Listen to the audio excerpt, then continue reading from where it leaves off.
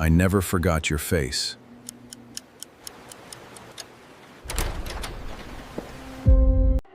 You saved someone. My daughter still remembers you. I thought I'd never see you again. One ordinary night stood me up. You have no idea how many quiet dinners I ate alone before I learned to stop setting 2 plates out of habit.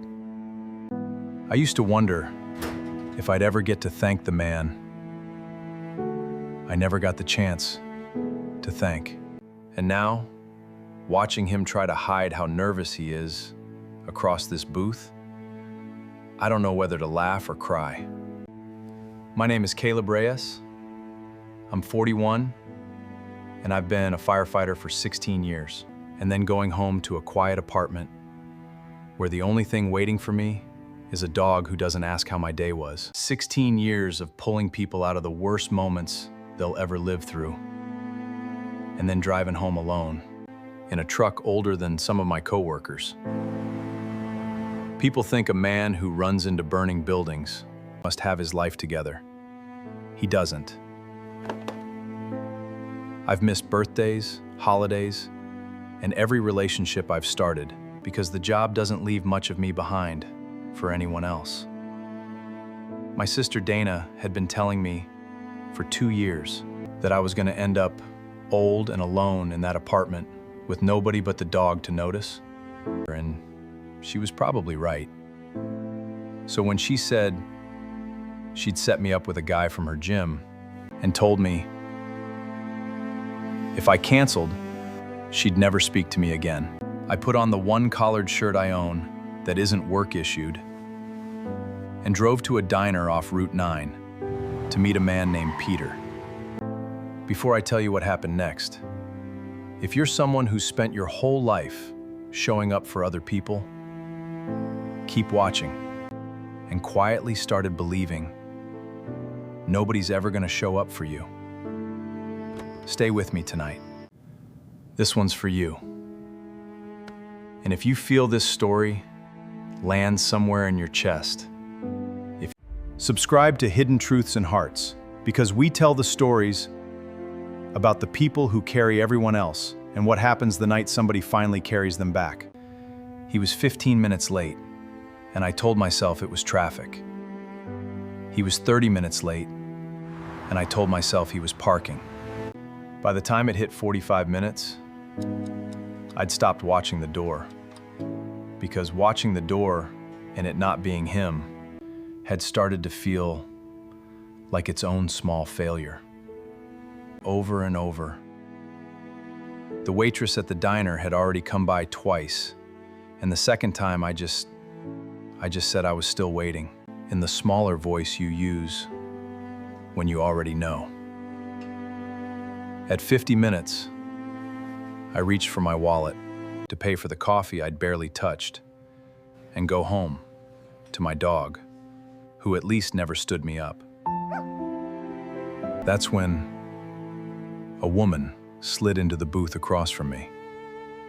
Not the waitress, a customer, maybe my age, dark hair pulled back, sitting 2 tables over old time with a cup of tea she hadn't finished.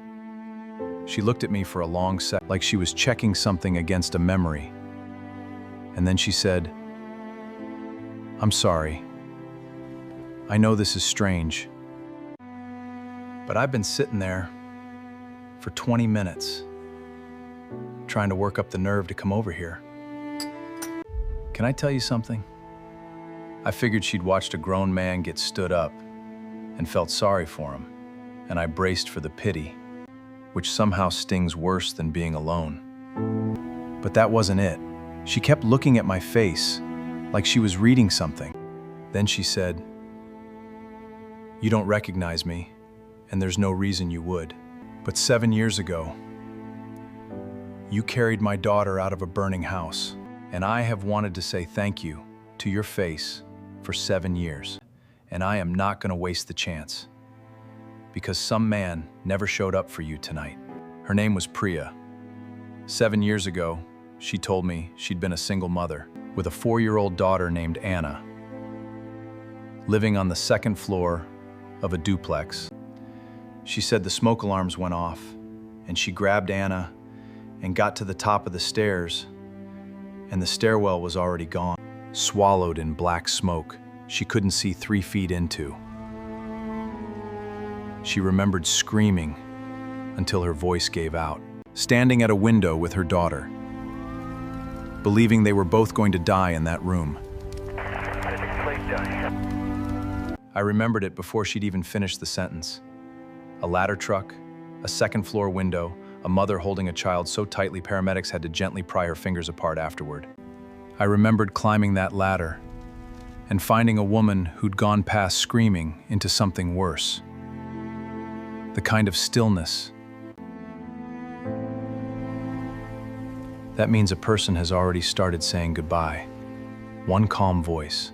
"You told me to look at you and nowhere else," Priya said, her voice starting to shake. "You said, I need you to breathe with me, so she knows it's safe to breathe too. And you counted for me. In for 4, out for 4. Right there on that ledge, with smoke pouring past us. You gave me something to do instead of falling apart. Do you understand what that did for me? I wasn't just a mother watching her daughter maybe die. You made me the reason, and she made it out calm instead of terrified." I remembered the count. It's an old trick. Give a panicking parent a rhythm, and they stop fighting you. And sometimes, it's the only thing that gets everyone down the ladder alive. I'd done it more times than I could count. To me, it had been a Tuesday night shift. To her, it had been the hinge her whole life turned on. "You rode in the ambulance with us," she said. "You didn't have to. I found out later your shift had ended 40 minutes before the call came in. And when I tried to thank you at the hospital, all you said was, 'That's the job, ma'am, you did great.' And then you were gone before I even got your name. 7 years, she told me. 7 years of wondering about the firefighter who talked her through the worst 5 minutes of her life and then vanished. And then she walks into a diner for a cup of tea and sees a man in a collared shirt getting stood up in the booth across the room and recognizes him. I don't have good words for what that did to me. You spend 16 years being the one who shows up, and you start to wonder if any of it actually lands anywhere, or if you're just a pair of hands that leaves as fast as it arrives. You go home enough nights to an empty apartment, and you start doing the math on what a man is worth to people who don't keep him, and the number comes out small. And here was a woman telling me that one forgotten Tuesday of mine had been the center of her whole life since. "How is she?" I finally asked. Priya's whole face changed. "She's 11, she said. She's loud, she's obsessed with dinosaurs, and she still sleeps with a nightlight because of that night. But she's here. She's here because you climbed through a window instead of waiting for backup." She showed me a photo on her phone, a gap-toothed girl grinning in a dinosaur t-shirt. Alive, ordinary, impossible. We talked until the diner closed. She told me about the years after 2 jobs, a burned apartment, rebuilding a life from nothing with a traumatized 4-year-old and no family nearby to help. I told her things I don't usually say out loud. About the empty apartment. About being the one who carries and never gets carried. When she finally walked me out near midnight, I stood in the parking lot next to my truck and felt something I hadn't let myself feel in years. Like my life had mattered to someone the whole time and I'd just never been told. And then I nearly ruined it. Here's the part I'm not proud of. The warmth lasted about as long as the drive home. By the time I was back in my quiet apartment, the old voice in my head found me again, the one that's always waiting. That was about Anna, it told me. That was a grateful mother thanking the man who saved her kid. Don't turn it into something it wasn't. So I didn't call her. I told myself it was respectful. Really, I was doing what I always do, leaving before anyone could decide not to keep me. 10 days later, I was at the station between calls when someone told me there was a kid out front asking for me by name. It was Anna in a dinosaur backpack, with Priya standing behind her looking equal parts nervous and determined. "You're the guy," Anna said, like it wasn't a question, the way kids say the true thing adults dance around. "Mom's been looking for you forever." I got down on one knee, the way I had 7 years before, except this time she was breathing just fine. "I'm the guy," I said, and my voice didn't work right.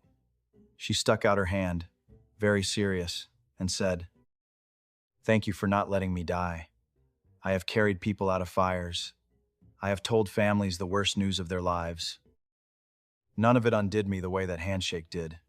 Kneeling on the concrete outside my own station, Priya crouched next to me and said quietly, "Just for me.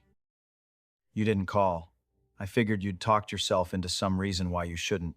So Anna and I came to you instead. I spent 7 years looking for the man who saved my daughter, and now that I found him, I'm not going to let him be too scared to stay. We took it slow, because slow is the only honest speed for two people who'd each learn not to count on anyone. It's been 4 years now. Anna is 15 and still obsessed with dinosaurs, though these days it's mostly the ones that are extinct on purpose. She likes to joke.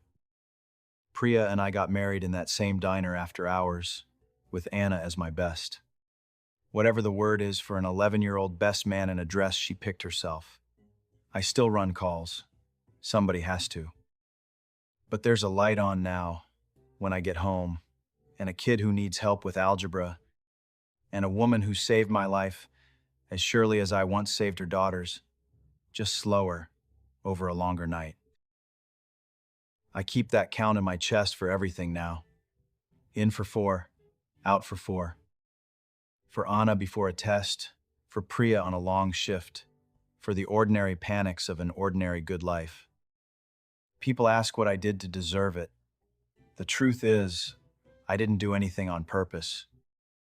I just did my job one Tuesday, 7 years before I knew it mattered, the same as 1,000 other Tuesdays, with no idea one of them was quietly saving the rest of my life.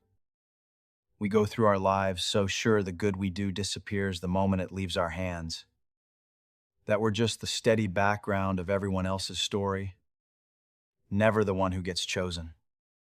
And the whole time, we have no idea who's still carrying something we said 7 years ago like it's holy. You don't know which forgotten Tuesday of yours is out there, waiting to walk back into your life and sit down across from you. You just have to be brave enough, when it finally does, to stay in the booth.